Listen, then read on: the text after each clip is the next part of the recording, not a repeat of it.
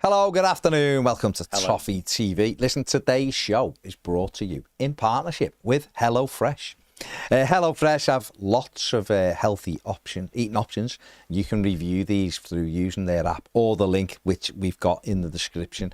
If you order it, they deliver everything you need straight to your door. You can have a fabulous, delicious meal with HelloFresh. Like I said, you get everything you need when you do that order. You also get these cards, which are the recipe cards, which I'm holding up. James will zoom in eventually. Sure. Yeah. Look at that. I mean, look how nice that looks. You get all the cooking instructions on the back. Even I can follow it, mate. John has followed it. There's another one. Look, stir fry. You get all your nutritional values and everything. I mean, John, you've had a couple of these. What did you make of them? Like I said, it was easy. Yeah, easy to make. Well, yeah. I mean, it's all, all the packets are labelled up and stuff. And you just follow the instructions. It's dead easy. Couldn't be easier. Couldn't be easier. I did it. It didn't quite look like the photos, but I'm sure with a bit of practice I'd get to it. Yeah. But it tasted really nice as well. And rightly or wrongly, it's the healthy part of it washed over me. It really tasted nice, and that's what mattered. Right. You're getting double. Well, that's what you want it to do. You want it to taste nice, and then obviously if it's healthy, it is. No, brilliant. That was easy, mate. Easy. So yeah. Do it. The link's in the description. The QR code's on the screen as well.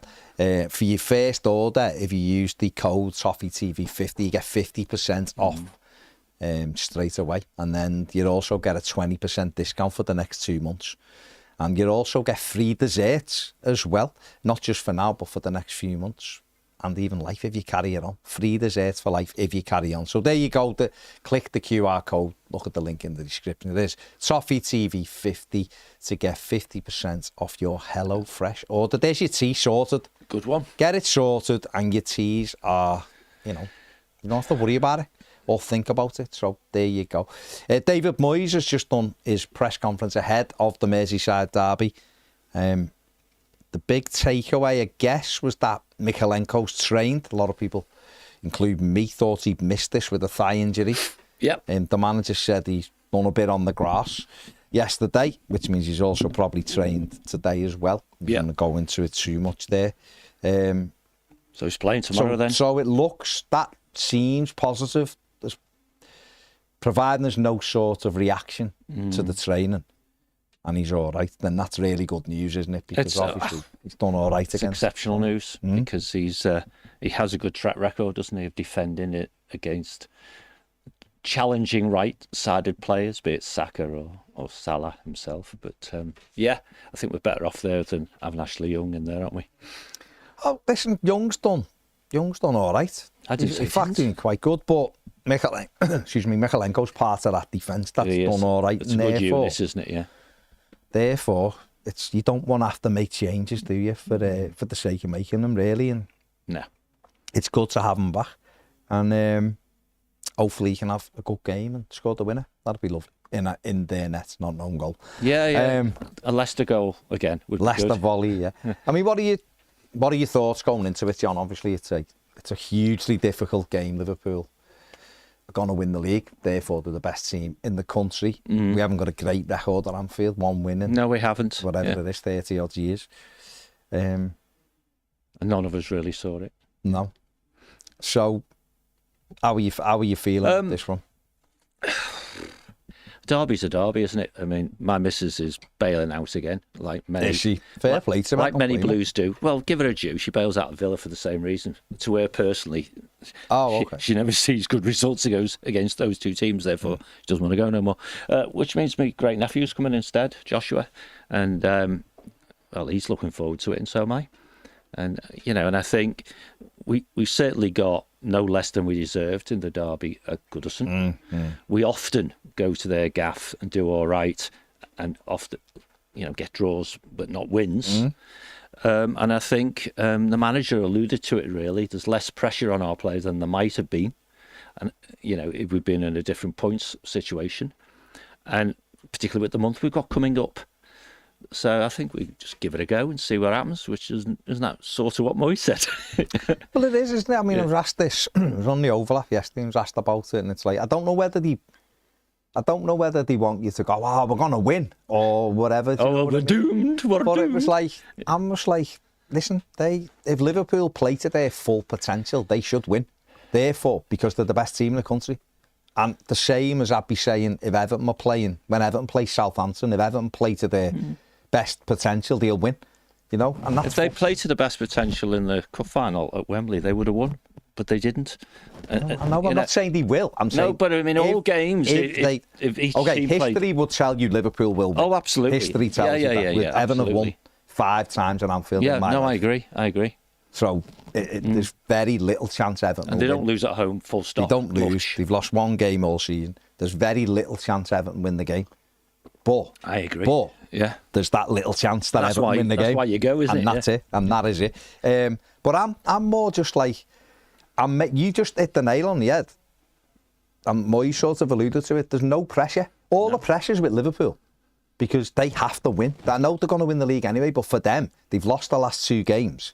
They want to limp over the line. They'll feel like if they were to lose this and Arsenal were to win, would they start panicking and going, we've lost 3 on the... You know what I mean? That's all that, even though you'd still back them to win it, they've still got to play Arsenal. They've still got to go to Chelsea. They've still got these games where, even though... Because we're not in it, we're looking and go, of course you'll win that game and that game. To them, it'll be a big thing. So therefore, the pressure is on them. And for Everton, and I've said this a couple of times, these sort of last 9 games, I want to win as many as we can, absolutely, and as high as we can finish. Yeah. But I hope this is the only time in Moyes' tenure. I hope it's the only time in the next 10 years when we can't afford to take our foot off the pedal. Not that we will, but let me reword it. We won't be playing with this no pressure, other than we've won the league by 20 points and the games don't matter. Or, we don't want to be in a situation where we don't need the points because it doesn't matter. We want to be in a situation where we're chasing points to get into Europe, Champions League, win a trophy, whatever. Yeah. Whereas... In other words, you want the second derby to matter. It's always got to matter. Matter in league terms because we're in the right place rather than in the wrong place. And I think that's why he's in almost a unique situation that I hope he's not in again at Everton. Like you say, unless we've won the league with 10 games to go, which would be lovely. Whereas for me, he should be looking to next season and going, right, who's going to be involved? How are we going to play? He won't do it tomorrow, of course. He won't, but we can go to Anfield without that pressure of going, oh my God, if we were to get beat tonight and they win, we're in trouble. We go there and go, let's have a go and see what we can get. Absolutely. When I came in this morning, I bumped into Chris. Oh, yeah. So I did what I normally do, particularly when we're playing them at their gaff, for all the reasons you've just given. Also, because they have levels of insecurity which are way above where they should be based on the team. So, Chris, how many do you expect to win by tomorrow? They need Big Brother's approval. Yeah, how many are you going to win by tomorrow? No question about... Yeah. Oh, I'm hoping 3. Well, I don't necessarily... I think Liverpool are going to have to play really well to beat us by 3, right? I do think we'll score, which would be fun, particularly if it was the first one. Three losses on the bounce for them. And they have got, everyone will rightly say... the league's won already. It's like David who was saying, we're not mathematically safe, but, sort of thing. They haven't won the league yet, but if they'd lost 3 league games on the bounce, then most normal individuals would have a little bit of trepidation with the next game, wouldn't they? So it'd be interesting to see what happens there. Of course, what the Reds are truly hoping for is that they do beat us and then we batter Arsenal. True, yeah. Which I think us losing to Liverpool and beating Arsenal might be the safest double you could have out there if you're a gambling man or lady. And then the league would probably be over then. Again, not mathematically. But let's rock up, as you say, play with the best team that we have. Try and put it in another good performance, because we had them really rather worried at Goodison. And of course, that's been dressed up to some degree as it was our final and they were off it a little bit. Well, by some, yeah. So let's see what happens at their own place when all the tourists are made to shut up because the game's a lot tighter than they thought it was going to be. Happy days. I shall walk across Stanley Park and that's when I'll be getting into it, Baz. Not now. Not tomorrow morning. Oh, no. Not tomorrow afternoon when I'm walking across in the dark. Yes. Well, it won't be dark. Yeah, no. It'll be lovely. Sounds better. It'll be lovely. Coming home in the dark, but you won't be going in the dark. Yeah. A few people not happy that David Moyes was asked about 40 Mo Salah questions, which I found really. Well, I was on the sofa watching it, and I was in the same. I thought this was an Everton press conference. A bit weird. Weird. Yeah, one question, fine, because they like to have that soundbite, don't they? But continually asking him questions. I'm sure Arne Slot wasn't asked, what do you think of him? What do you think of him? What do you think? Continually, because I'm sure he'd turn around and go, why are you asking me 80 questions?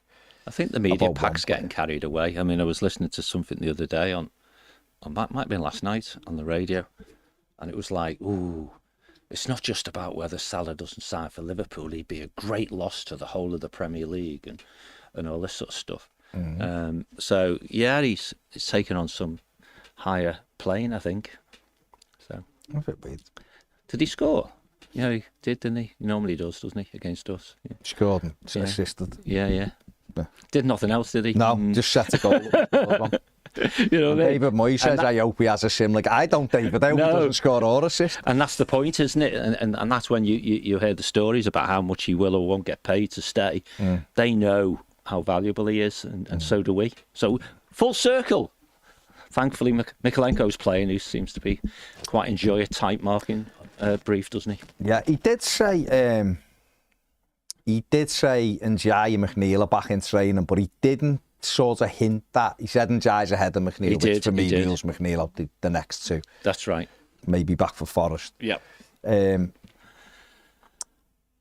Ndiaye, I'm not sure. I feel like he's got more of a chance Saturday than tomorrow. But are you talking about starting or being not starting? Involved? I don't think he's got any chance of starting. Both games, I mean. Being on the bench. A bench Saturday, you think? Okay. So you'd be surprised if he was in the match day tomorrow? I'd be a little bit surprised if he's in the squad tomorrow, but I'd be amazed if he started. I don't think he'd start. No, I don't think he'd start. But just to get them closer to being back involved in the squad, I think is a big thing. Not too bothered, obviously, about the Calvert-Lewin stuff, but having Ndiaye McNeil available. But Chimity and Brozier on the bench as well, do you think? Yeah. So start better. Well, we don't need Dom, do we? That's the thing. That's what I mean. You say, well, these two guys, one was still looking at, and the other one was under contract. So, but we'll see. Ndiaye could well be sub, and then therefore see how it goes, and maybe get him on the pitch with. But you've got to weigh it up, haven't you? You don't see subs that are going to be Brozier, Chimity, Alcaraz, and Ndiaye, do you? Alcaraz might start. Two keepers and another. Patterson, James, the 50% code is for the HelloFresh. There you go. James also says he thinks Ndiaye will get minutes. Oh, cool.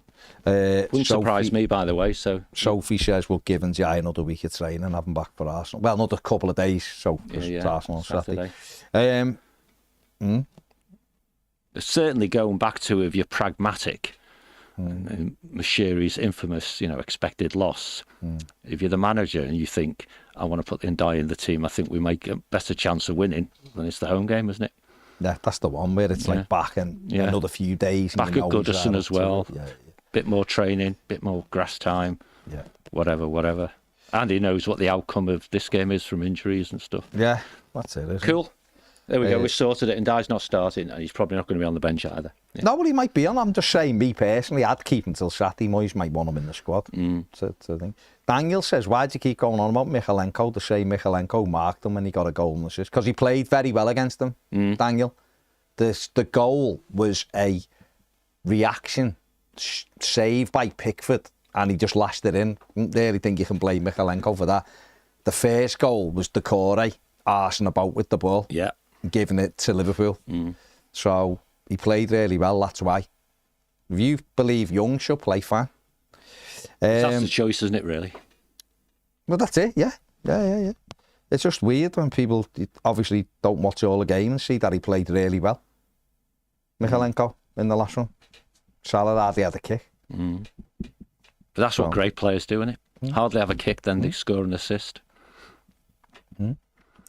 And to be honest, if our two centre-backs would have marked 1'3" Alexis McAllister, he wouldn't have had an assist either. That's right. And our goalkeeper would have dived instead of sliding on his knees. We might have kept it out. But apart from that, you're not... Apart from that, I couldn't say anything. That was just, I don't think you can really put it onto Mykolenko. And this is someone who thinks we need to buy a left back in the summer as well, by the way. Of course we do. You know, because he's quite good 1v1. He did strengthen on. He did play really well against Salah. He always plays really well against them, to be fair. So, Jorge Rodriguez says, I've just told you how he did against Salah, Daniel, in February. Very, very well is how he did against Mo Salah in February. I've literally just talked about it. He did really well. How did you do in the last game, Baz? The last game in February, he did really well. Good one. He did really well. Decore wouldn't have basically just give Liverpool a ball and said, go ahead, put a cross in. And our two centre-backs would have just gone to that big Alexis McAllister. You had it, mate. We'll just watch. He wouldn't have had an assist. One of the centre-backs sort of paid us back on that, though, didn't he? Well, he did, and that's fair play. That's right. I'm not saying Tarkowski shouldn't be playing because he let McAllister head it past him. Am I? I just see him on there. Oh, yeah. Jorge Rodriguez said, easing back our injuries is a priority. We have more games. The derby's important, but let's keep our priorities in order. A healthy squad will make a difference in the last part of the year. It will. Definitely. Hakon says, Miko often pockets the big ones because we play a bit more on the defence. Also. No, he's just, his strengths are 1v1. That's where his strengths. His strengths don't lie in carrying the ball up the pitch and whipping crosses in and scoring goals. He's a defensive left back, so therefore he can get to grips. Salah might tear him apart tomorrow, but he tears most left backs apart. He can rip anyone, can't he? So, but I'd rather probably take my chance with Michalenko than Ashley Young, just because they're simply playing in that back four at the moment. Everyone knows sort of what's expected of them as well. But yeah, so listen, if you believe Young should be playing, then that's fine. No problem. Ian the Blue says, Baz and John, would you start Alcaraz ahead of Decore? Not together, as it didn't work against. Yeah, I wouldn't have them in the same team. He also says, think we can get a result tomorrow as long as we don't bottle it. What would you do? Would you play Alcaraz over Decore, or would you go with Decore just for sort of like the legs? Because I imagine at times tomorrow it's going to be a bit more like a 5-4-1. I think I'd start Decore. Would you? Yeah. And perhaps as you're implying, he might be a little bit deeper. But late on, when the game starts opening up and there's a little bit of space around, the mission would be still to be in the game, wouldn't it? And then we've got some things that could come off the bench which would stretch it as well, with Brozier on the right, perhaps Alcaraz then in the middle, and so on. So yeah, no, I think start Decore. What about you? He's better away from home as well, don't forget. Yeah. He is. The only thing is Alcaraz keeps the ball a little bit more, and therefore when we're trying to get out, having him and Decore and Beto means it'll probably just be coming straight back all the time. Pluses and minuses, isn't it? And I don't think he'd finish the game, Decore. No. I think it could almost be one of those where it's almost like a set sub, after an hour or something. Because I think sometimes he gets kept on too long. Yeah, it's tricky, isn't it? Yeah. Juan and Gary Did you say what you would do? I'd probably start Alcaraz. Oh, there you go. We've edged our bets. I'd probably start Alcaraz. Yeah. What about you, Ped? You've done a starting 11. You've done a starting 11. DP says, Baz, seeing quite a few reliable sources saying Maxime Esteve from Burnley be our top choice. I think Everton are after him anyway, regardless of whether Branthwaite won't go. And Everton are after him anyway, so they should definitely go and buy him. He has been really, really good this season. Left-footed as well, I think, isn't he? So yeah, I'd go and buy him anyway. They could get an experienced centre-back. They could. Premier League too. They could, yeah. Who knows the gaff, yeah. So, I will get him, Steve, definitely. No, that's Michael Keane. Yeah. Not Sahi. He's out of contract, yeah. Paul says, indeed, it was the Liverpool press conference. It was all about them. Yeah. Tom says, lads, good afternoon. For some reason, I'm not nervous about the match tomorrow. Feels weird. That's good. That's good. Max says, what do you make of Chelsea selling the women's team to comply with PSR? Good business. I mean, I don't know how many assets they think they've got left to sell. Is that 2 in a row now to comply with PSR? Was it Hotel last time? That's the women's team. Crazy. It is. Shows the rules are nonsense. It is. And, you talk about fair market value and associated party transactions and all those sorts of things. They're all up in the air, aren't they? Because of what City have been doing in the courts. Surely a fair market value for Chelsea's women's team is not 150 million quid, because you could buy a proper everything club for that, couldn't you? But if it can't be challenged by Premier League because of the legalities of the crap they've got themselves into due to incompetence, then good on Chelsea, really. Yeah. Fair play to Chelsea. It almost makes you think, well, every single club who've got a women's team. Just sell them. Yeah. I did have a wry smile when we talked a couple of weeks ago, didn't we, about probably around the time Colin Chong was getting made, announced that he wasn't going to be the chief exec, but he was going to do these other things. And in and around that time, it was about how committed TFG are to the women's team, and they want to invest in it and all that sort of stuff. Maybe that was a precursor to selling it. So maybe we have zero PSR issues at all. We're just saving that for when we need it, which may be this summer, I suppose. But interesting one. It brings the game, or certainly the regulations, into disrepute when Everton get battered by the Premier League, Nottingham Forest get battered by the Premier League, and Man United and and Chelsea, two most high profile, I get, with a little bit of sleight-of hand, seem to be able to do what they want.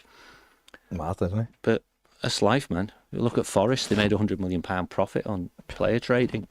So they got into PSR issues because they spent huge amounts of money on players and got out of it by just selling. Well, not selling some of those players. It was probably Brandon Johnson mostly, wasn't he? Who was a academy graduate. So they just trousered 50-ish, 50 odd million. So half that is just him. I couldn't think who else they sold though. No. Who else did they sell? Yeah, just see who they sold. Not that one. Not last summer, the summer before as well. Andrew says, I honestly think Liverpool are crap and we can beat them.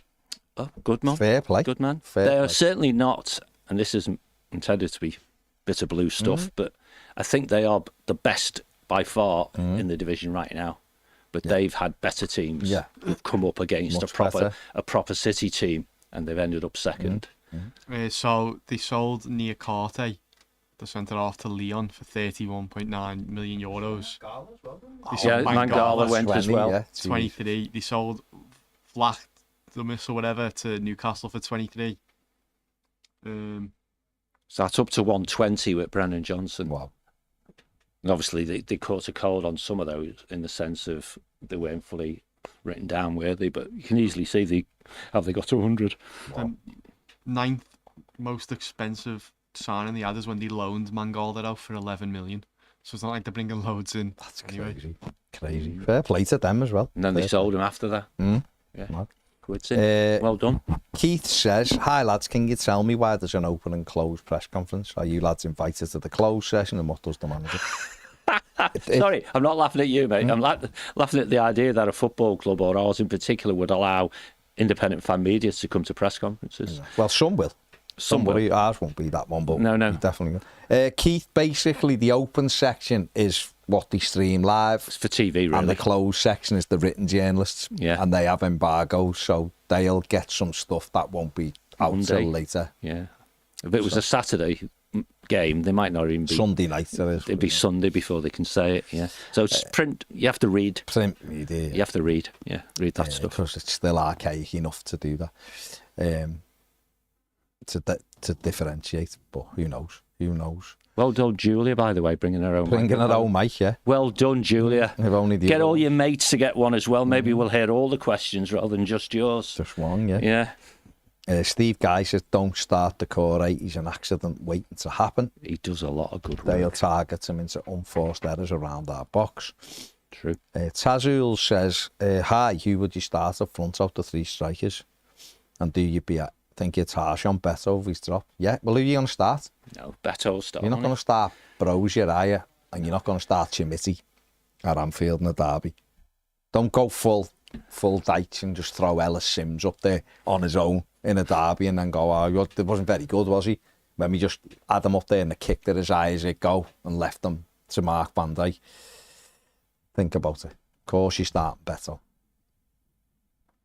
Scored in his last derby, Beto. True. So, there you go. Get a ball in behind, let him run off big verge. He'll be pointing. And at his teammates saying, he's yours. He's your man. Yeah. But I just don't think, I mean, I don't know. He might surprise us and go with Brozier because he holds the ball up a bit or his touch is a bit better. But personally, I'd just leave Beto. I would. And on Saturday, I think I'd be starting Brozier and one other. That's a two. On the right. No, on the right. Oh, right. A real three and go with Arsenal. With Beto up through the middle. Beto through the middle. Brozier right and Jai left. Okay. Go for it. Yeah. Go for it. Just Alcaraz just in behind. This is us. We're doing it. It's Arsenal. Alcaraz just in behind. We're going to beat you. We're going to beat you. I know. Win 6-5. I'll be all right. 27 minutes they of won't added score time. that many. You've got Mikel Merino up front. Their defence is quite good. Like. And then City won't have Haaland when we get them, will they? City won't have Haaland, no. No, absolutely not.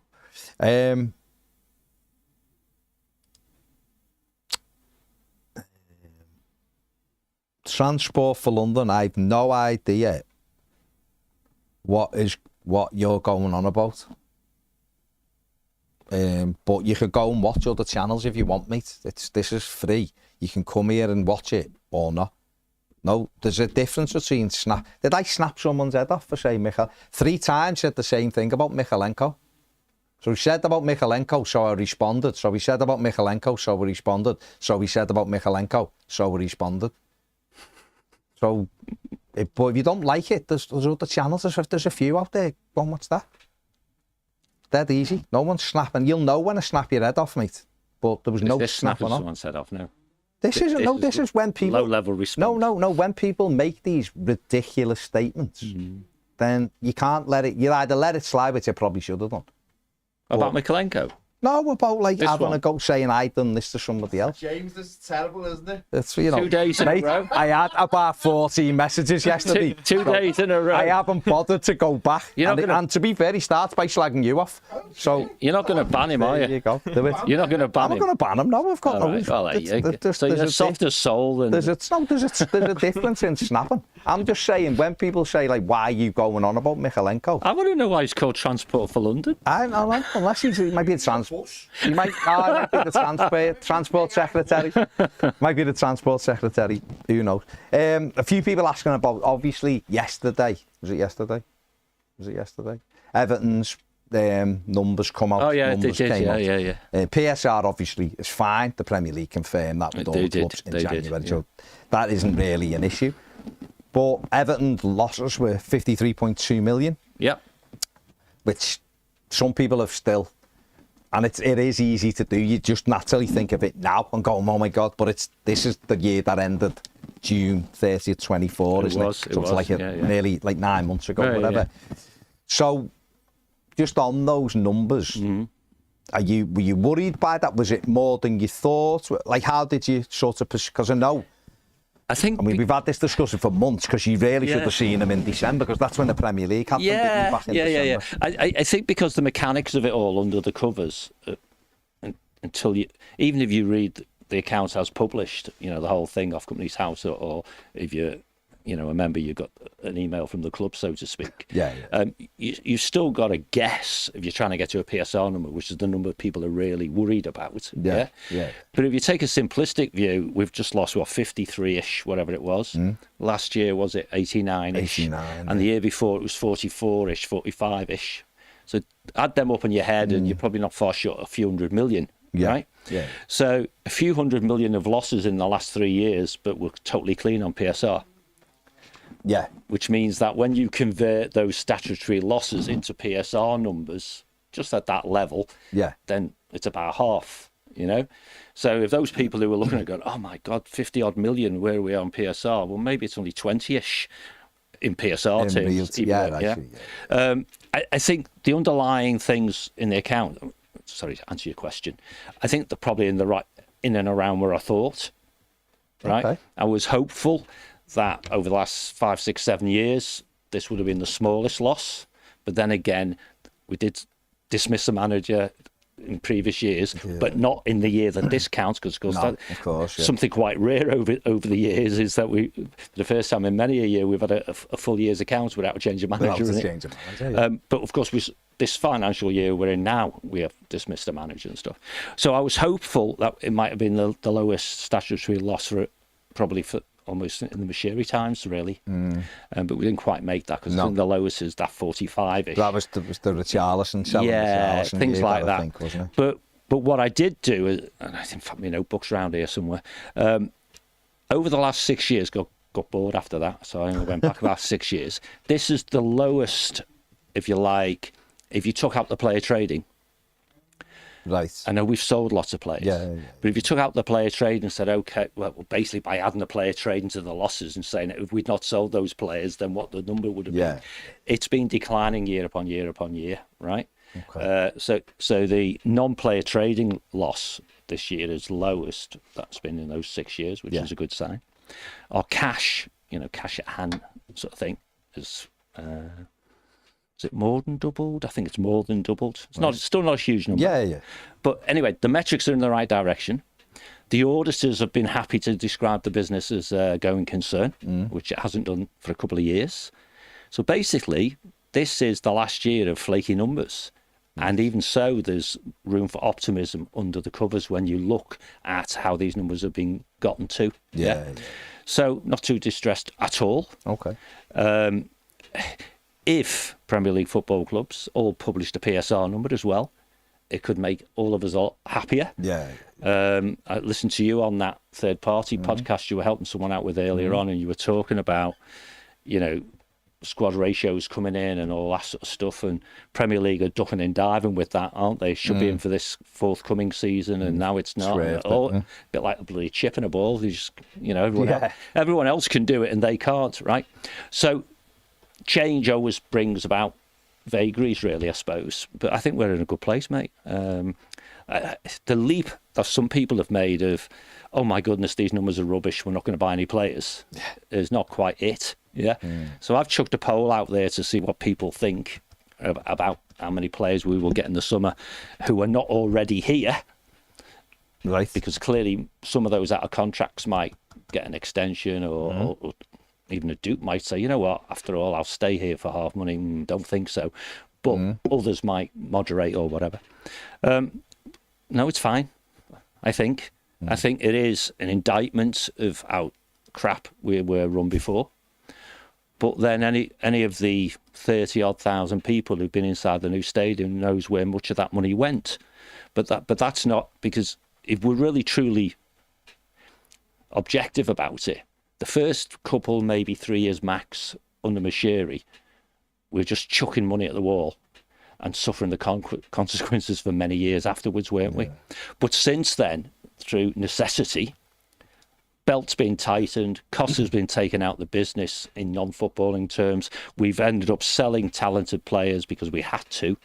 But all that drags down wage bills, and our ratio of turnover to wage bills got better. The overall turnover went up slightly, but that was just because we were on telly more, probably because, again, people thought we might be going to get relegated, whatever. And the thing that's still piss poor is commercial performance, which went up by a few million. Yeah. And now we've heard lots more announcements since these accounts closed.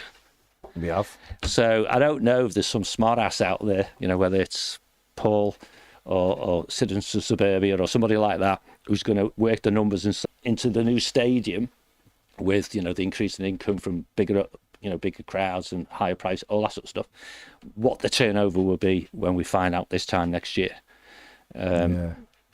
Sorry, the year after.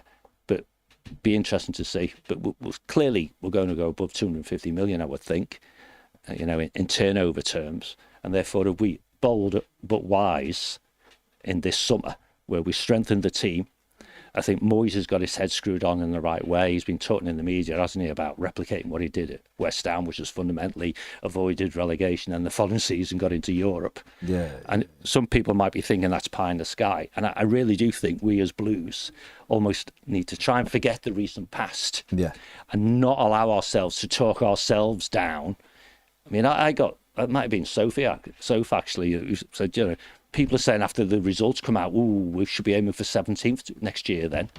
You know what I mean? Yeah. People are just way off. Let's not be talked down into we're perpetually down there, right? Next season should be a build on what this season should have been. Yeah. And this season should have been, as we discussed, 50 to 55 point outturn from the season. And then the year after, you kick on. Yeah. And if you take a modest view, as we've talked about previously, maybe increasing your points won by maybe 10%, then we'd be looking at 55 to 60 next season, had we done what we should have done this season. Now, as it happens, with the manager we've got, I think he should be aiming for 55 to 60 next season. And he should, therefore, demanding of the chief exec, demanding of the head of recruitment, within the available budget, to get the players capable of doing that. Some of them are here already, and some of them are not. And let's see. Let's see. And if we shoot for our 55 to 60 and have to settle for 50 to 55 and we end up 8th, 9th, and it's not a soft year where you get into Europe anyway, then we'll kick on the year after, won't we?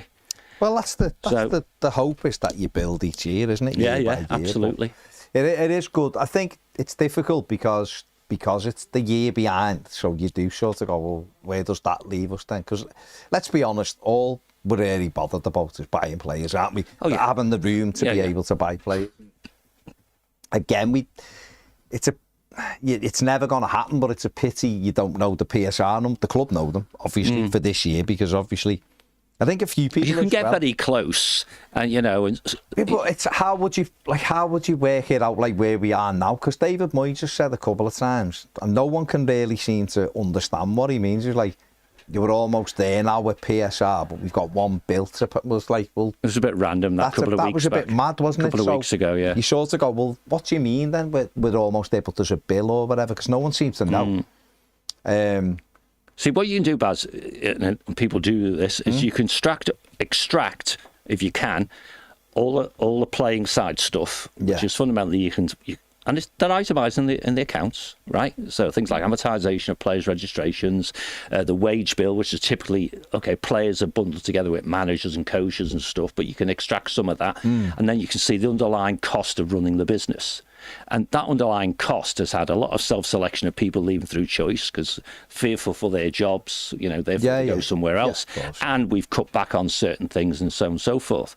But it's not a sustainable position, right? Even after, 40-odd million pounds worth of upside from player trading, just don't lose 50 million. No. And under the covers, we don't know a lot of the detail, right? Because you get one line in the accounts, right? Which is why people like Paul or Swiss Ramble or Sins of Suburbia, they'll all do good work, but inevitably there's educating guessing that goes on. And it depends what their background is and their experience in business and all those sort of things about where those educations come. It would not be uncommon for the conclusion to be, Swiss Ramble doesn't do this way, doesn't do predictions because he's not an Evertonian per se, is he, right? So, but the other guys might say, well, natural conclusion from this is to balance the PSR for the year that this is year 3, we might have to sell somebody. Nice. But how much would we have to sell? Well, if we lost 50-ish million with 50 millions of sales and you don't do any selling, then you're going to lose 100 million, aren't you? If you needed it, but we know that we've got 40-odd million or whatever it is of players' wages coming off the books if all those players leave. But we also know you've got to replace them. So straight away, and you can almost see in your eyes, there's some levers there that can be pulled, but I expect to replace all them. But I do expect to replace them perhaps on a wage bill less than the players who are going out. That said, how much less? Does 40 in wages go out and 20 come in? I don't know. Was it 30 and 10? Or is it 40 goes out and none come? You know what I mean? So there's too many levers. And if you want to be negative about it, then you can say, oh, my goodness, the world's coming to an end. If you want to be positive about it, you just say, well, we've got a better manager, therefore more attractive for certain types of players. And you know where the real value of a manager like that is? Go on. Probably on freeze, because you can attract potentially players who will come for manager A but wouldn't come for manager B. Clearly, on the other side of the house, you can pay people too much money, or you can pay big transfer fees over the odds, and we've been there, haven't we? So it's all a bit, ifs and buts, and you can almost construct whatever sort of argument that you want. But what we can't forget is we do expect a naming rights partner. And that naming rights partner, if we're going to have one, surely is going to be there for the start of the season. So there's money, we don't know how much that could be. We're going to get additional sponsorships because it's a brand spanking new stadium. We may even be on telly more because it's a brand spanking new stadium. Probably will. And join all the dots up, and if you were doing an overarching, if you like, a vision, big picture view of where we should end up, you would say finances aren't the issue. For the first time in forever, we have control over the finances, don't we? Yeah. Because if you take a really acute example, if £40 million worth of wages go out and we only spend 10 million in wages, forget the other stuff, comes in, and we do that because we want to turn a loss into a profit, then that's what we should do. But we can do it in a smart way, right? Which is the things you've been advocating for many a long year. You don't have to shop in this league. There's plenty of really good players elsewhere if you're bold enough to be able to take the chances. So I think even people who may have a propensity to look at the dark side rather than the positive side, my low, medium and high, right? Where the low is everything goes against, the high is everything goes in the middle ground. I think an average middle ground might be that the first financial year in the new stadium will undoubtedly be profitable. Right. That's what I think, because we've done something really wrong. If it isn't. A profitable season. Therefore, you could argue that it doesn't really, that would mean the 24 number we've just had, which was 53 less the allowable deductions, and let's just pretend it's a 30 for PSR. Yeah. If the year 3, which is the first full year in the Premier in the new stadium, is profitable, you've got 105 minus 30 that you could do in this year. Yeah. So the implication is we could have a 50, 60, 70 million PSR number in this year we're in right now and still be okay. There's no chance we're going to do that, is there? No. Because we can see transparently what's gone out and what's come in. We know that the trend of the overall organisation is costs are going down. So therefore, why would we have a loss going up? Look, and the only reason could be that income was lower than expected, but even that's drifted up a little bit. And the one that's got to be focused on is the commercial income, which is piss poor. People have mentioned, could the Moyes thing have been paying Burnley off? Maybe it could. An agreement. It's not going to go to court, is it? It could. I don't think it'll go to court. No, I don't think they'll be. If they're gonna, if Everton get legal counsel, and I know they've got Mark Howard, haven't they? If he decides and goes, they have meetings. The KC's listen, they'll settle for 10 million quid, and Everton will pay it over 3 years or something. Whatever. I think I said it at the time that particularly if Burnley get promoted, it'll just disappear. It'll just disappear. Publicly, I mean, as you're talking about behind the scenes. And then no one will ever report it. And both sides, by chatting, will say we were quite happy with a modest settlement. And the other side will say we were chuffed with how much huge amount of money we got, And then for both parties, it's how it appears in the following year's accounts, by which time it's a non-story anyway. You know what I mean? Yeah. So, they could easily add up. You know what? The legal fees on both sides are going to be X millions. If Everton just hand over Y millions now, isn't everyone happy? You know what I mean? So, it's going to be dead interesting. I think Everton will. I think we need to be robust, though. Everton will have a good amount of money. They've no bloody chance of winning, really, have they? A good amount of money this summer to spend. Yeah. I said about on the overlap yesterday. Kieran Maguire was on it.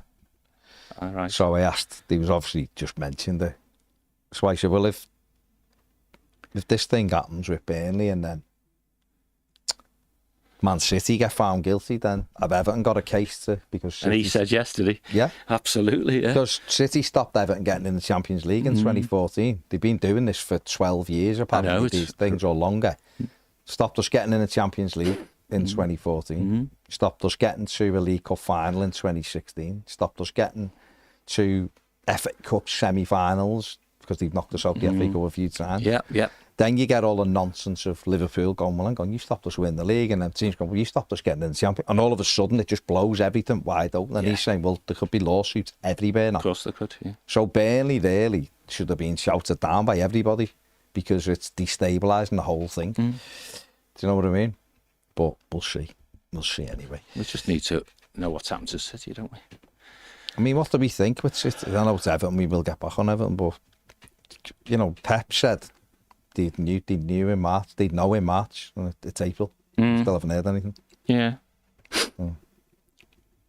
All the commentators on it, you know, whether they claim to be in the know or not, and, you know, you'll have the Man City man in one corner and the Arsenal man in the other corner, are all getting mixed messages, right? It's a curiosity because of how this will land. And maybe you would think, because particularly the Premier League, league's like a sieve, I suppose. Maybe it's tightened up since the first IC for Everton, hasn't it? But even so, that if a decision was out, then someone would leak it, wouldn't they? Someone would get told. You also would think, and because Maguire is very much of the view, it'll be a points deduction, isn't he? Well, he said Everton would deduct the points and so will Forest, so why wouldn't City? Yeah, and on the he's saying there'd be 40 or 50 points. But he's moderated, has he? Because he was quoted on the BBC little mini-series with the guy who does Mastermind as the narrator, and he references Everton got so many points, blah blah blah, and he said he would think between 60 and 100.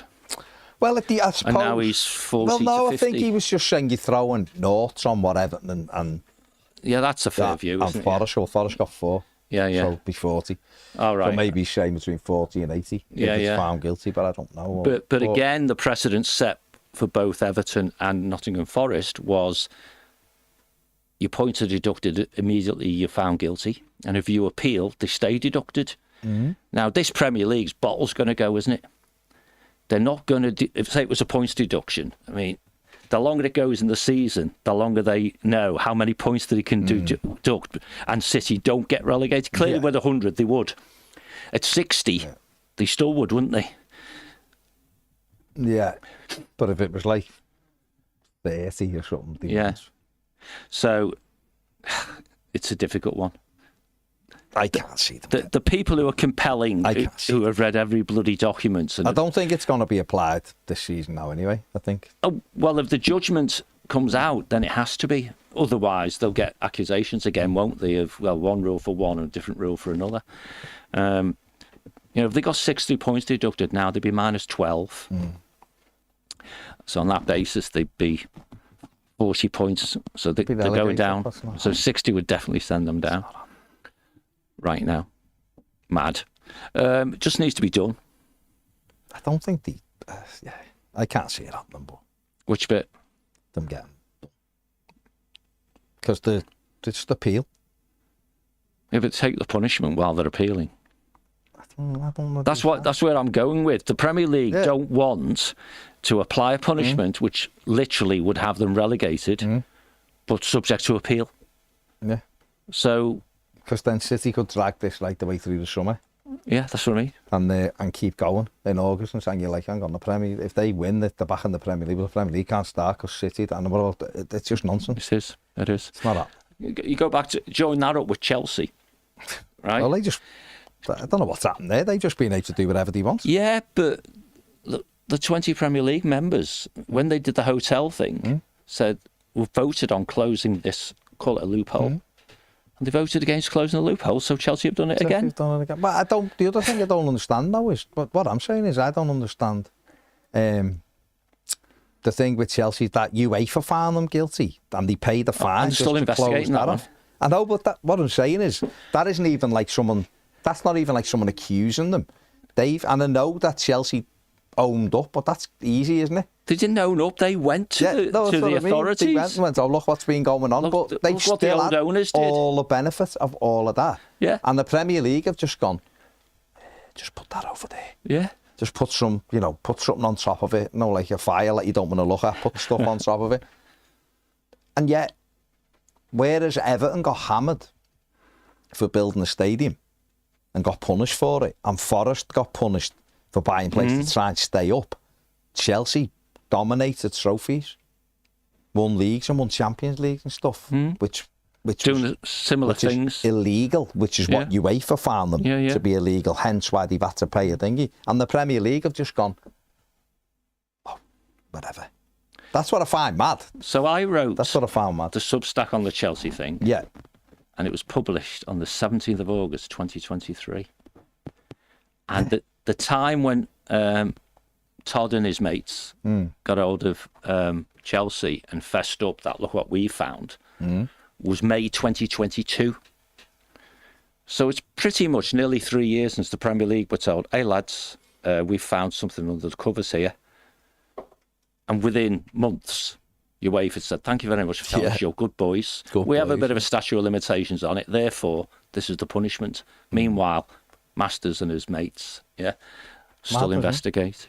Still investigate. Just let me draw your attention to a couple of NTAG articles that Patrick sent over. One is about the Merseyside derby, so we'll put a link in the description.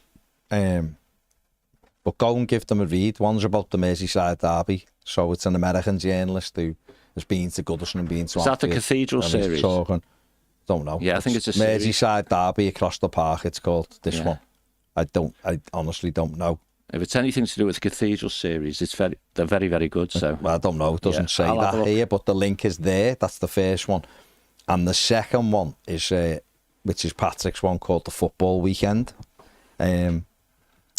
Is one about Goodison, what Everton will lose when they leave Goodison Park. And that's a really good one. So go and check that one out as well. The link is in the description there. Go and read it over on More Than a Game, the Substack, which is the written stuff. There's that, just to finish that off for you, Baz, I've just had a quick nose, because this is Jack Holmes, isn't it? Okay. From the Football Weekend, and it is part of his brilliant Cathedral series. Right. And it is really good. So that is what he's looking at, right? Okay. Yeah, so it's well worth a read. Go and check it out. Yeah. I won't rise to it. James says, was the drop from 89% to 81% on turnover on players the best thing to come out of yesterday's books? I think you reckon it's going to be 80%, don't they? Yeah, I think the improving cash position might be the best thing. Okay. And the auditors saying, you're a going concern. But that would have definitely be on the podium. Yeah. Yeah, okay, fair play. Because there's only a modest increase in turnover, but quite a significant reduction in the payroll stuff, which is good. Yeah. Because you can control that now. In the sense of it only goes up if you let it. Yeah. And of course, turnover will go up when we go into the new stadium. It will. We won't have hugely increased turnover this year, will we? Because we're still at Goodison and it's been full for years anyway. But there were higher prices. Yeah. So we might expect a little creep up on the old revenue. And hopefully continuing reduction in costs. I wonder if... Notwithstanding, we'll have flogged the bloody manager and give him a load of money to sling us up. I don't think it's that much. 6 months worth, whatever it was. I just wonder how Everton will do the recruitment. Will it just begin in July? Or will they try and do almost like in a Burnham and get one in before June finishes and maybe move some out before the end? Yeah, I think if it's going to be an interesting one. It will be an interesting one because, of course, even clubs like Villa who are in Champions League and stuff, they've still got their backs against the wall. And so if you can find a couple of parties who are happy to do stuff, you scratch my back, I'll scratch yours type of thing, and they are not players... Not illegal in that. That's right. And they are players that you want anyway. Why wouldn't you? You know what I mean? So interesting. Yeah. We are 1,554 subs away. It's mad, isn't it? 100,000. It's bouncing, man. So thank you very much. The subs are flying up. Thank you to everyone who's joined, shared, subbed, liked, done all of that. Keep it going. 1,554 subs to go. Only 72 to a new Thank you. Milestone of 98.5. So, how many people are watching right now?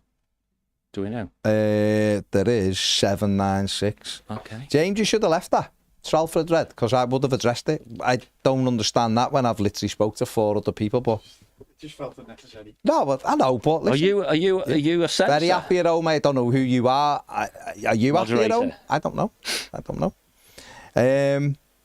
Bit weird, but fair play. They're all out. The sun must be out today. That's what it is.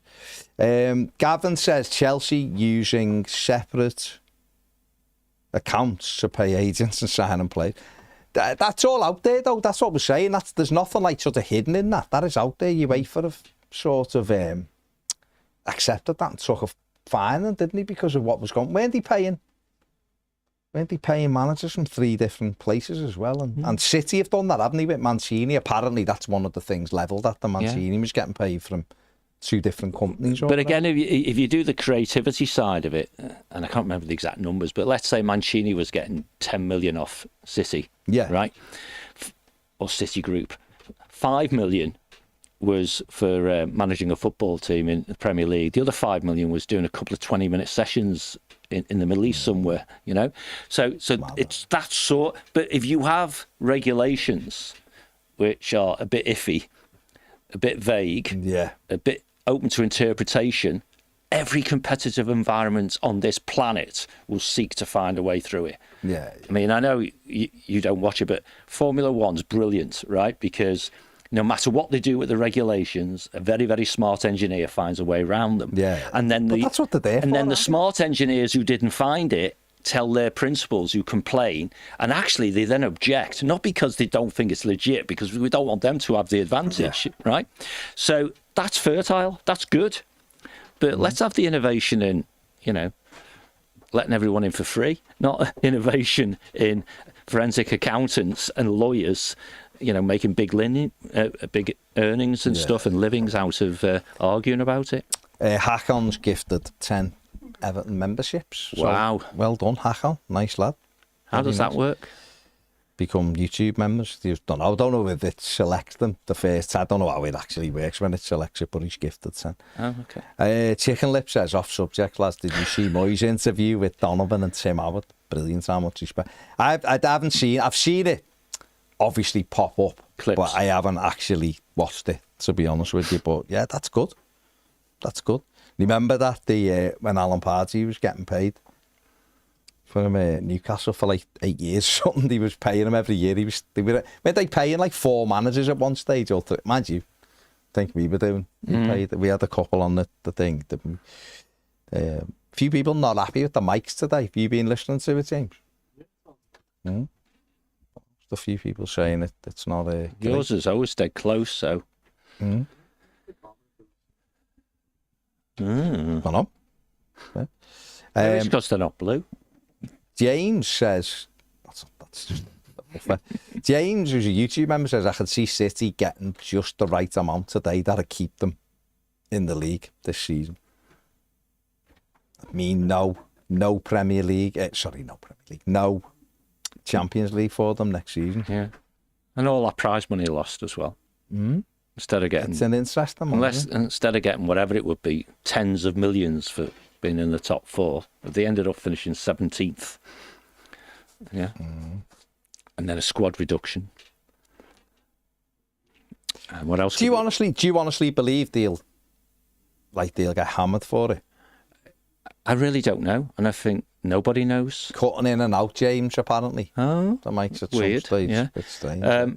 I really don't know, Baz, and I don't think anybody knows, because the thing with again, is it an independent commission just like Everton had? One assumes it's similar, if not the same, and we know within the regulations, and it's actually I think it's the rule they're being charged under is the one that's most frequently used. I think was it like loads say not none with the mic. Yeah, you know. Yeah, I don't know. Clause W, refresh. Clause W, whatever it is. Yeah. So I think they have a free. I mean, this is clubs get done for the grass being too long and stuff. And yeah, it was the wrong colour. Someone said. Yeah. Some of the stuff was the wrong colour. And City are getting done under the same rule, so it's fair to say it's wide-reaching. Yeah. But how, if they are found guilty, right, to fundamentally lying when they presented their accounts, right, for God knows how many years, 8, 6, 7, 8, 9, 10, whatever it is, lots of years, then clearly what was come out of the ICs with Everton and Nottingham Forest was, for all those years, their competitive advantage. Yeah. Because there's allegedly a correlation between how much money you spend and what have you. Right now, they're smug. They can't breach the rules anymore. They've got turnover of 600 odd million, you know. So but they've got there, allegedly, through telling lies. Year upon year upon year. And it's been institutional across the whole organisation, right? And, you know, some of the people in these leaked emails and all that sort of stuff refuse to talk about it, you know. I mean, there's emails with a dialogue, say, between me and you, and in the UEFA case, I've told the judge, I've never had a conversation with you, you know what I mean? Yeah. So it is crazy, isn't it? As soon as if you believe those things are real, this club's bang to rights. Yeah. However, the club says, as an example, just because we had these conversations doesn't mean we did it. Yeah. So prove it. Yeah. Or these things were stolen. You're really going to do us on stuff that was stolen? You know, it was, wasn't it? Yeah, and so on and so forth. And so it's a mad. But if you're Pep Guardiola, you say, I'm assured that we haven't done anything wrong. And he's also been interviewed in the past saying that UEFA found them innocent. Yeah. Well, yeah. Innocent as in not proven. Yeah. Innocent as in City's defence in the UEFA case was fundamentally, if the only evidence you've got is these stolen emails, you can't find us guilty. No. Now, one rather hopes that someone somewhere's got something more than, you know. More than just that. And one might suggest, because one of the things that UEFA's quite good at, and they were with Chelsea, of course, was they're quite fast at dealing with these things, aren't they? And they like to have a negotiated settlement and those sorts of things. Yeah. And they followed that journey with City, and City said no. Right? Chelsea said, thank you very much. We'll give you £5 million and suffer whatever you know. Yeah, we'll take it, yeah. But of course, what UEFA did with City was ban them from European competition for 2 years. So they were never going to take that role, you know, lying down. So it's an interesting one because Premier League had the benefit and a much longer period of time to make sure they don't get tripped up in the same way that UEFA did. Yeah, so if you believe that all these leaked emails and things are genuine, whether they were stolen or not, that they are real, they appear bang to rights. Then you're into, which is where you come from, which is a pragmatic, what happens to English or European football if Manchester City literally get thrown out the league? Yeah, because they're being naughty for, you know what I mean? It's the old adage, isn't it? You know, if you owe the bank £100,000, you've got a problem. You owe them $1 million, they've got a problem. There's an issue here where the size of the punishment has to be commensurate with the size of the crime, and is that going to cut the nose, you know, off the face of not just necessarily the Premier League or English football or all of the above? It makes the Premier League look awful. Oh, totally. Awful. And they lose all things, and I just don't see it happening. I just see it a compromise of where both sides say they won, but they didn't, if that makes sense. Well, we'll all visibly see the consequences. If they play a game of we've come to an agreement but we're not telling you what it is, just like they wouldn't tell us when the case was and so on and so forth, then I just think fans in general across the English leagues will say, no, enough, we're not having this. What could anyone do? Well, you want a full and open explanation of what happened in the case and what the outcome was. They'll just say they don't need to give you that, don't they? I might be wrong. I probably am massively wrong. Well, all Premier League members have to see the outcome of the adjudication. But they just sit down with everyone and go, look, this is not good for all of you. The brand, if this looks bad, it's not good. And so anyone can do anything they like then? It's been going on for... Okay, let me ask you this. Right, now, you might have a totally different view than me. Do you honestly believe Everton were the first club to ever break those rules? No, of course not. Everton were the ones who were done. But do you honestly believe we didn't break the rules before and not get done? We probably did. Yeah. So everyone. So up to a point, and I've heard you say this before. A man on a white horse called Regulators coming over the hill. We've got to get someone bang to rights. Maybe whoever's going to get done is the next one who comes down the pipe. Maybe that was us. Or they were really cynical and chose which clubs they wanted to do. But it looks, if you hammer Everton are a big enough football club to attract all the news. Oh, absolutely. And it's a huge story. Yeah. Everton Football Club, fourth been most this, that and the successful. other. Bang, bang, bang, bang. They've got this Russian or Uzbekistan. It ticked a few boxes. It ticks it all. Yeah, and they've been going after that because they didn't like the Usmanov links anyway. Yeah. The Premier League, who didn't like that as well. Don't forget, Everton had gone after the Premier. Again, me being ultra cynical and probably a little bit of conspiracy theory in there as well. But we came out and hammered the Premier League over the Sly Six trying to go. Oh, yeah. And we embarrassed the Premier League really because our CEO was shouting loud and proud all over the gaff. No wonder they come after us. Oh, yeah. That's the way I see it. So if we would have just kept our head down, said nothing like a few other clubs, I don't think none of this would have come out. But it did, and that's where we are. And we'll see. I just look at City and just think they're too big and powerful. And it affect the Premier League in such a negative way that I just don't see, for them, I don't see any way that they win it. It's corrupt then? No, it would be visibly corrupt. It would almost normalise if you're big enough and hairy enough to be somewhat embarrassing to us as the regulator, and there won't be the regulator soon. And by the way, my view is an independent regulator won't make much difference, right? Then Man United say, oh, we can do what we want then.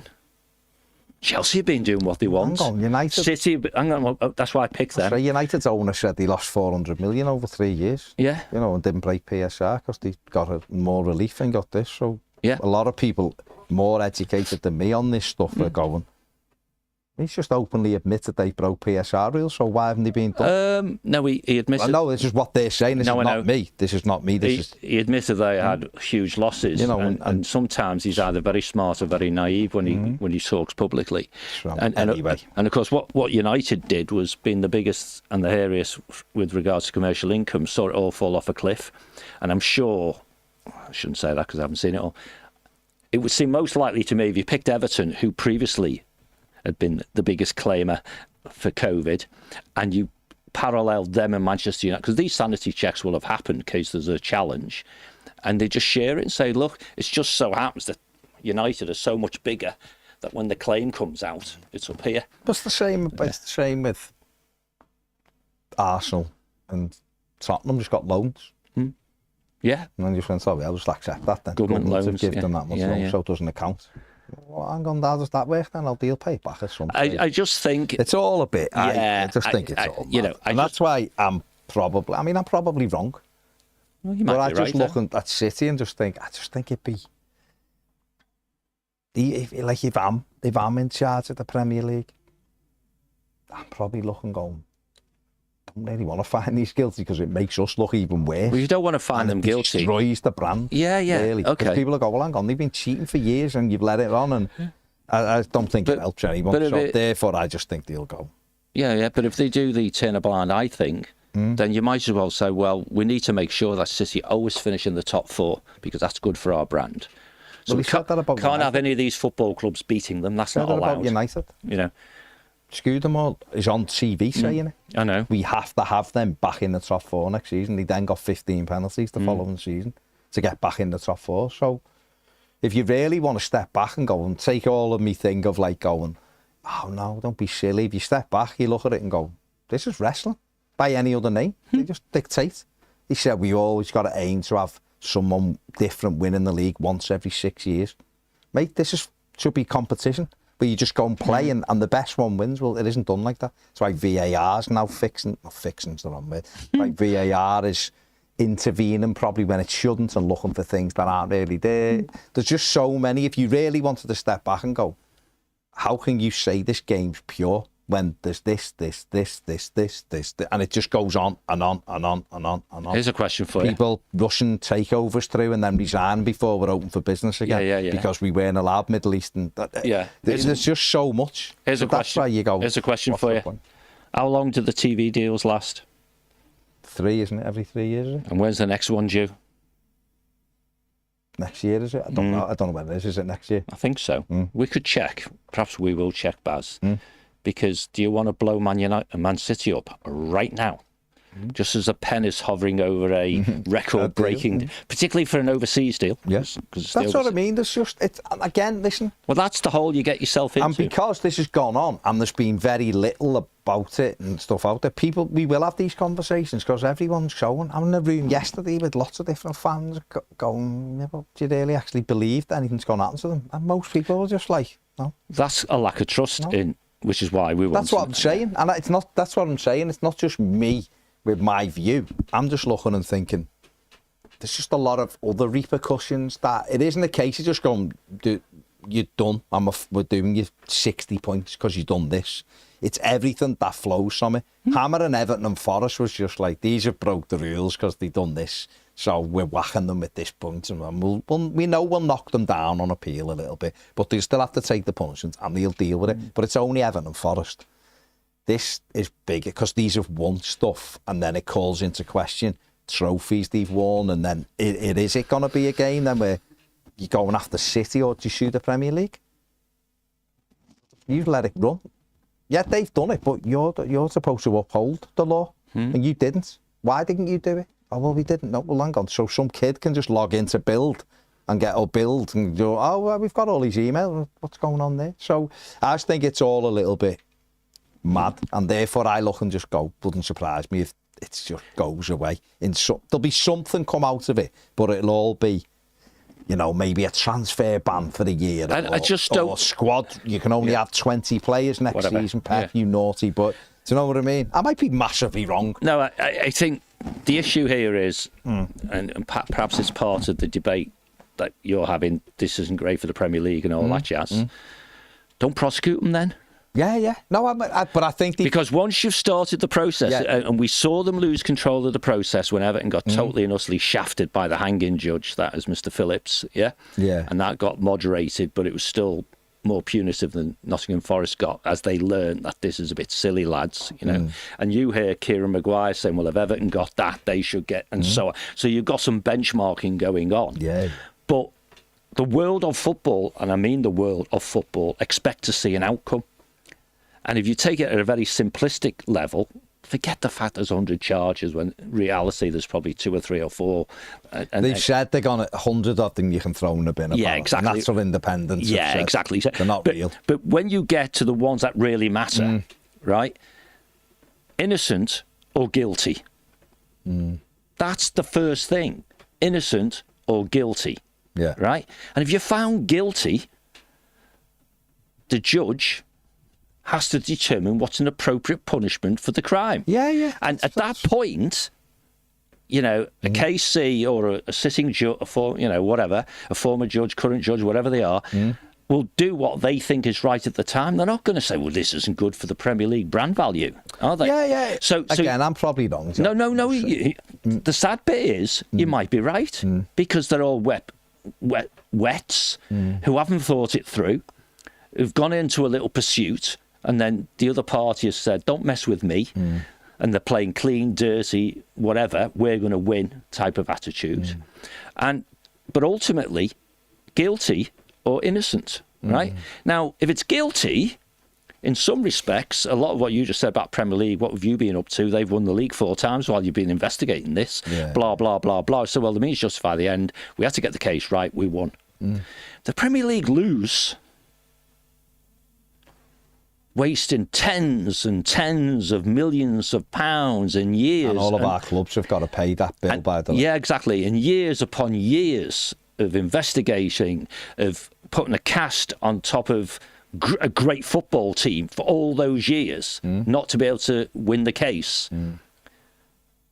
It's not good, is it? I think it's a mess anyway. So, they started that when he went after Everton. So you might ask yourself, and we should stop, I suppose, but ask yourself, which is a bigger staying on the Premier League's brand. City winning or losing, both have consequences, but actually City winning is the Premier League itself is the problem, and City losing is Man City is the problem. I think. And we'll see. I think City losing is a worse thing for the Premier League, personally. That's what I think. Well, that's when we'll find out what the other five... I think for the damage perspective, not the actual reality of City are the issue. Yeah. If you're looking at it when you step back. But if you're talking about repercussions and how far and wide it goes and what else it does and what that brings in, City losing is the worst case scenario. I hear that, and we could debate that, but I would still suggest, despite their huge success over all these years, the two biggest English clubs on the planet are still Manchester United and Liverpool, and they'll still be in the Premier League. They're in the Premier League, they're not. Neither of them are in the same conversation as Real Madrid. No, English clubs. English clubs. Yeah. So when you're selling the Premier League... No, but you're under... Think of what you're doing. So what do you do then? Do you give Liverpool all of those titles then? No, you don't. You can't do a retrospective, can you? No, but they can. That's what they'll go for. Liverpool will have said they'll go for that, haven't they? Well, I doubt they would, but hey, they'll go for the prize money. I would. They'd go for the prize money. I would. If it was me, I'd be going. We'd have had another 3 league titles. Of course, we're going for it. We want to be awarded. It just causes an absolute nightmare, I think. United get a title because City pipped them with the Aguero moments, so that's gone. The biggest moments ever in Premier League history will never ever be repeated. Sky will stop playing the advert. It will never ever Aguero! Be repeated, will it? Yeah. Ever. So it's only VAR on a grand scale, Baz. We still celebrate the goal and then they disallow it. Yeah, exactly. Yeah. Just a bit of a delay. I mean, I thought our delays up at the Goodison for 4 months, 4 minutes. So we enjoyed it in the moment. 13 years they've had to wait. We enjoyed it in the moment. Brian Ball says, pay for Premier, you get Premier sound. Fair play, Brian. Well done. Well done. Sog says the sound's fun. No adverts either. Kev Maloney says, City got sent down to League Two. Would they be back up in 3 years, or would the ownership bail and buy another club? I actually think the owners would say, we'll prove you. Yeah. We'll come back. I think they'd stay and just bounce them back They'll up. probably end up with bigger commercial deals.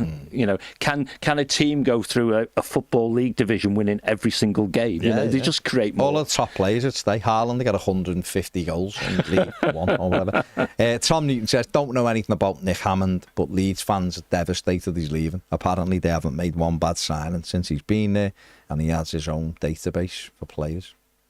He is apparently very good, but plenty of clubs have consulted with him, haven't they? Proof is in the proof of the pudding's in the eating, isn't it? So listen, let's hope he is really good. Let's hope we can say, how good is he? Everton haven't made one bad signing since he was involved. Let's hope that is definitely... It's interesting, though, we've talked about power bases and stuff, haven't we? And certainly Angus Kinnear is one for natural tension, as we talk about BWB sort of thing. But he's surrounding himself with guys he knows and trusts. And if you have any form of transfer committee, there'll be Kinnear and all his mates and the manager. And that'll be an interesting tension. But it should get us to a better place. Definitely. Right, we're finishing now, but remember when they talked about going, the Sly Six? And a few people have said we should have just let them go and we'd have had a fairer and better league. No, we would have. But do you remember when all club, Everton done it as well, all the league titles we would have won when they weren't there? So good. Great, that. It was great. We'd have had a different treacherous six now, wouldn't we? Be us, we'd have been in it. Yeah, we'd have been in it. 06, Skippy, 06, I'm just going to read this because it's finished. This is the last one. He's a YouTube member. Says, and the Leeds fella managed to offload Jack Harrison for 2 years. That's harsh, my friend. But true. Is hard. Well, Angus Kinnear did that, who's coming in. Yeah. Well, he's the Leeds fella he's talking about. I don't know, I think it's someone Hammond. All right. But who else? It's someone. Right, thank you very much. We are 1,554 subs away from the 100,000. That's mad, that. Thank you very much to everybody. We'll have a match preview out in a bit for the derby, of course, tomorrow night. Peds starting 11 will be out later as well. Check them out. Like, subscribe, do all that stuff. Go and subscribe to Inside the Game. Subscribe to More Than a Game. We'll be back with that live show later this week. Thank you to everybody. Big thanks to John. Take it easy. Have a fantastic afternoon. See you later.